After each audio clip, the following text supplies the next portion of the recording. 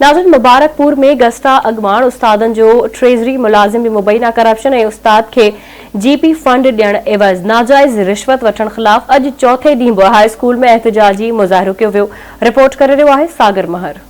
मुबारकपुर में गुज़रियल 4 ॾींहनि खां गस्ता अॻवाणनि पारां जेकबा ट्रेज़री जे मुलाज़िम बदरुद्दीन उलरो जी ज़ियादतुनि ख़िलाफ़ मोहम्मद यूसुफ भुट्टो जी अॻवाणीअ में एहतजाज कयो पियो वञे। उस्तादनि जो चवणु आहे त ट्रेज़री ऑफिस जेकबा जो ऑडिटर बदरुद्दीन उलरो बिना कए पैसनि जे को बि असांजो जाइज़ कमु नथो करे, जंहिंजे करे असीं सख़्तु परेशान आहियूं। इन ई हवाले सां उस्तादनि आवाज़ टीवीअ सां ॻाल्हाईंदे चयो आहे त बदर उलरो हिकिड़ो अहिड़ो राशि ऑफिसर आहे जेको उस्तादनि खे वक़्त ब वक़्त तंग कंदो रहे पियो ऐं उस्तादनि खां हिकिड़ी ॻड़ी रिश्वत वठी उन्हनि मजबूरनि खे जेको आहे परेशान करे रहियो आहे।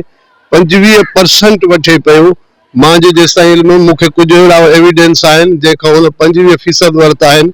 उस्तादनि जो हिकिड़ो गॾियल पैसो, जमा थियल पैसो हिननि जेको आहे हुकूमत खे बदनाम करे रहियो आहे। असां सिंध हुकूमत खां घुर कयूं था त अहिड़े करप्ट ऑफिसर खे जल्द खां जल्द हितां हटायो वञे। ट्रेज़री जॾहिं वञूं था उते हिकिड़ो राशि जेको कामरो आहे बदरुद्दीन उलरो ऐं उहो नाजायज़ जेको आहे कान का जेको आहे उनजी जेको आहे यानी हिकिड़ी घुर आहे, डिमांड आहे ऐं हू पंहिंजा जेको आहे यानी हिकिड़ा अहिड़ा घुरनि हुनजा त मजबूर करे उस्तादनि खां रिश्वत वठे थो पियो ऐं उहे रोलड़े जो शिकार आहिनि। केतिरा ई उस्तादनि जा फाइल जेके आहिनि उन वटि जेको पिया आहिनि। जेकबा जी ट्रेज़री ऑफिस में बदरुद्दीन उलरो आहे जेको जीपी फंड जी जेको सीट ते वेठो आहे, 4 सालनि खां मुसलत आहे असांजे मथां, उस्तादनि जे मथां, जेको रिश्वत खां सवाइ कोई जाइज़ कमु करण लाइ तयारु न आहे।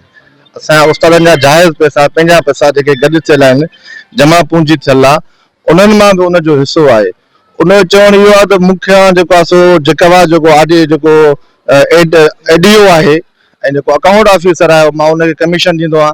एतिरे ताईं जो कराची ताईं मां उन्हनि खे कमीशन ॾींदो आहियां। तव्हांजा जेके बि जाइज़ कम आहिनि मां ईअं न कंदुसि जेसि ताईं जेको आहे सो असांखे रिश्वत न ॾींदो। उस्तादनि जो चवणु हो त जाइज़ कमनि लाइ बि असां खां पैसा घुरिया पिया वञनि, जेका असां उस्तादनि सां नाइंसाफ़ी आहे। गस्ता जे अॻवाणनि मुतालबो कंदे चयो आहे त इन ई करप्ट ऑफिसर खे हटाए संदसि जाइ ते ॿियो मुक़ररु कयो वञे जीअं वधीक परेशानीअ खां बची सघिजे। सागर महर, आवाज़ टीवी न्यूज़, मुबारकपुर।